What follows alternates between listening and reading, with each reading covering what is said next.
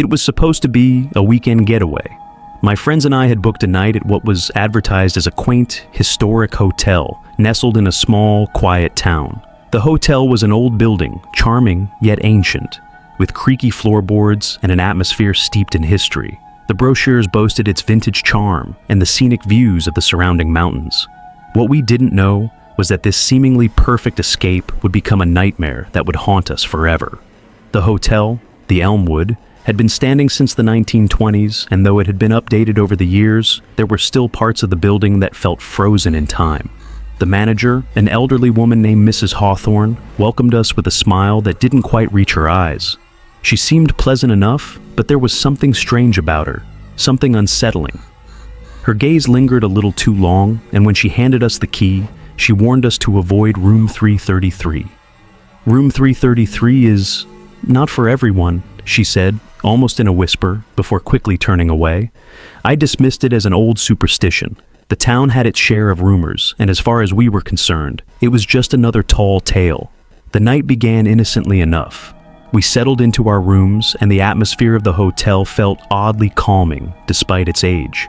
As the evening drew closer, a chill in the air seemed to settle. Though we were still in the height of summer, the old building groaned under the weight of time, its walls seemingly creaking and shifting on their own. It wasn't until the early hours of the morning that things started to get strange. I was woken up by a low, unsettling sound, soft whispers. At first, I thought it was just the wind, but then it came again, clearer this time. The whispers weren't coming from outside, they seemed to be coming from inside the room. I got up and checked the windows, but everything was locked and still. I glanced at my phone. It was 3:30 a.m. Suddenly, there was a loud bang on the door, followed by the unmistakable sound of someone dragging something heavy across the floor. I jumped out of bed, my heart racing. I was alone in the room. My friends were in the adjacent rooms, and none of them had knocked. I cautiously opened the door, but there was nothing. No one was there. A sense of dread swept over me. I quickly checked on my friends. To my surprise, they had heard the same noises, but they were too afraid to leave their rooms. Still shaken, I decided to investigate the hotel's history the next morning. What I uncovered made my blood run cold. Room 333 had a dark past. Years ago, a young couple had stayed at the hotel, their honeymoon interrupted by a horrific tragedy.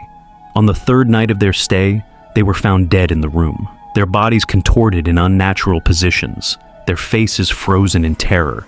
The police ruled it a double suicide, though there was no clear explanation for what had happened. No weapons, no notes, just an overwhelming feeling of horror that still seemed to linger in the room. After that night, the room was sealed off. It wasn't until a new owner took over the hotel that room 333 was reopened to guests. Since then, many had reported strange occurrences, strange noises, disembodied whispers, and feelings of being watched.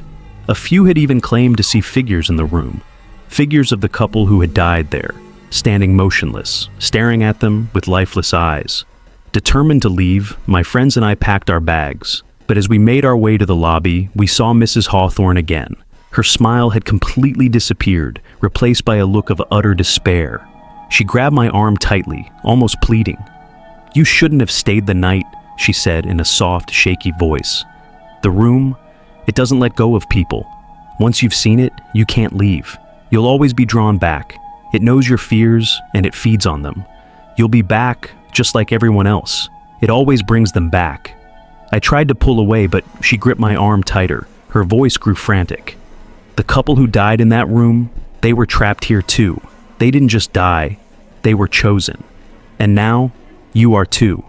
In that moment, I felt something brush against my neck, a cold, clammy sensation, as if someone was standing right behind me.